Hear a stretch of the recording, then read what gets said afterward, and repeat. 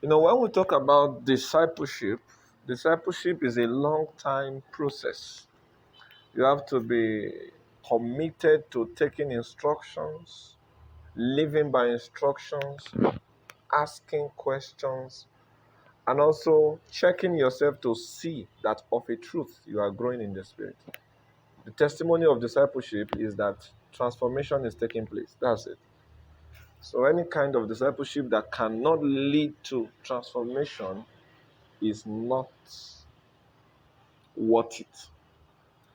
The one of the issues I've seen is that some people they they seem to be connected when they are close to the disciple, but when they travel far away, you suddenly discover that they feel they are no longer part of what the person is doing. That's wrong.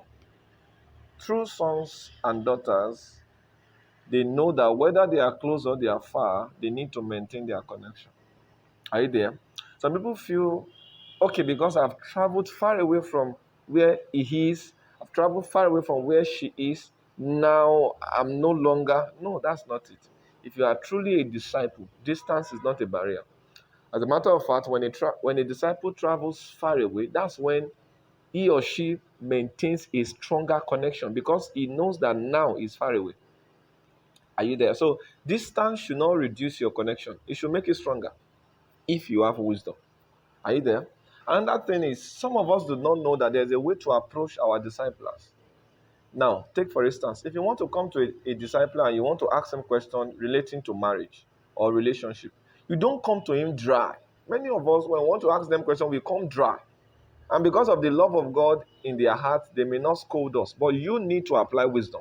That was say wisdom is profitable for direction. If they are not scolding you, you are not supposed to continue to be childish.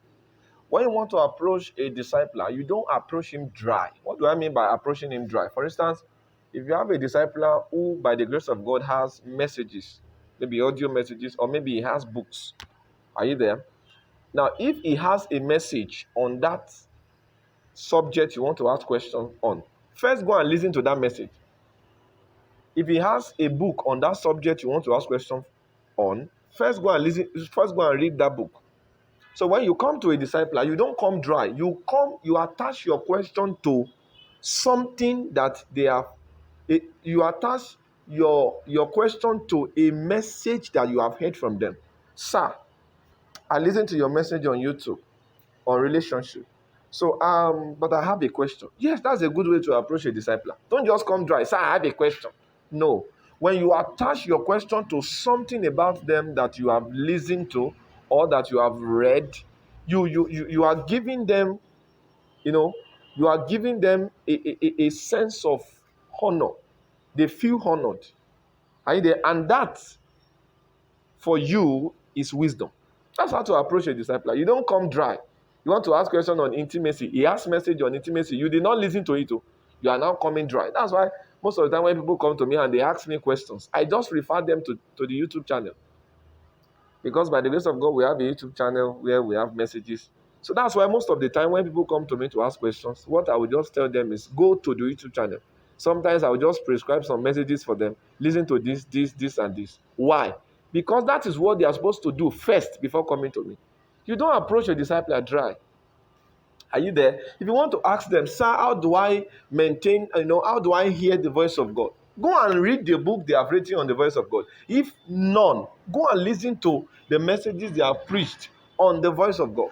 So when you want to ask questions, you start by referring to that thing you have consumed. Sir, I listened to your message on the voice of God.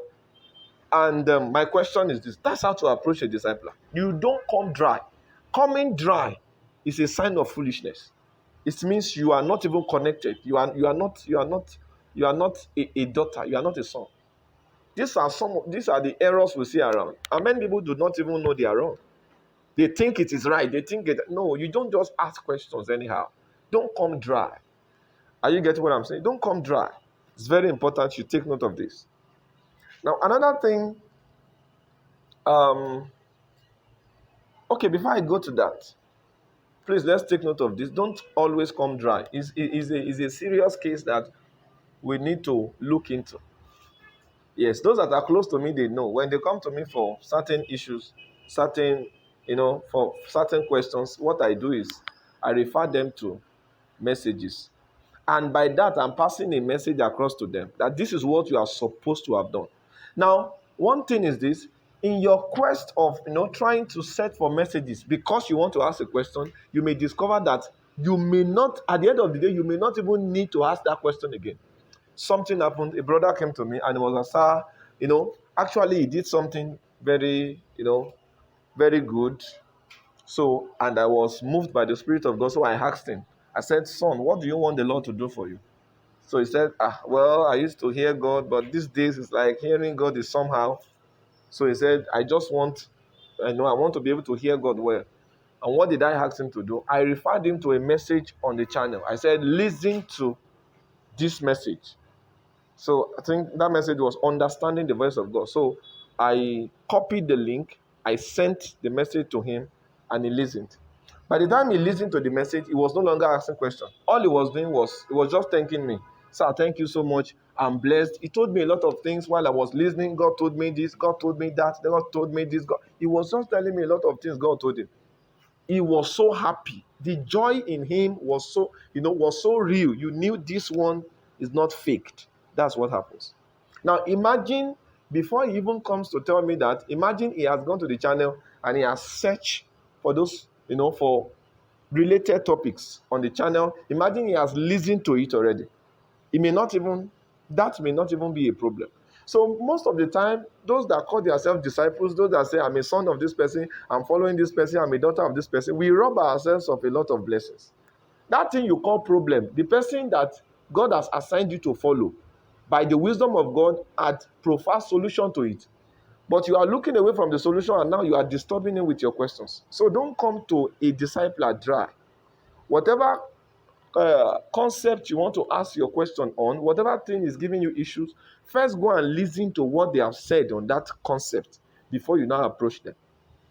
And most of the time, you discover that you may not even need to come to them to ask that question, because in the process of listening to what they have said or reading what they have written in that area, your questions may be answered. So always approach your discipler with substance.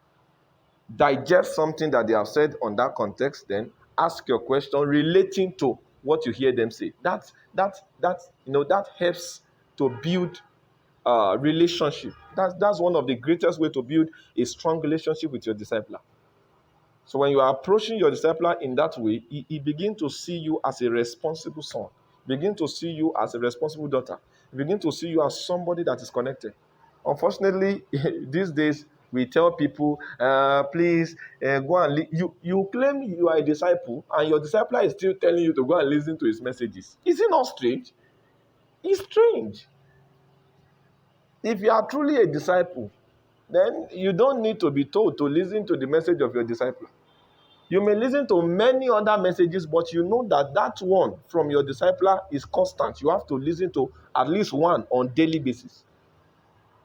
And the problem we have is there are too many fake things. Fake Christianity, fake identity, fake personalities, fake appearance. So we have so much fake a lot of things that we are even faking connection. Meanwhile, you cannot fake connection. You may be close and yet be disconnected. Connection cannot be faked. There are things that should be seen in your life. Are you there? I heard something of recent, somebody was referring to a particular person who claimed to be one of my sons. And she said, "This person does not even have any trait of you at all." Can you see that? But if you go and ask that person, the person will say, "Well, I'm following him. I'm doing." No, it's not about what you are saying. Connection cannot be faked. Connection can be seen visibly. Are you there? If you are not connected, you are not connected. There are many things God wants to give you through your discipler that you will not get if you are not connected. Another thing that affects discipleship is hypocrisy. I detest this so much. Hypocrisy. There are so many hypocrites. You have a father in the Lord, you have a discipler, you cannot even put his picture on your status because you are thinking so that people will know. That is hypocrisy. Don't join what you will not be bold to showcase to the world. Are you there? Imagine the disciples of Jesus Christ, they were ashamed to boldly talk about Jesus. They wouldn't have become apostles by now. Are you there? So you don't join if you say this person is my father in the Lord, be bold to talk about it. Some of us, we wait until he's doing birthday, until she's doing, no, that's not it.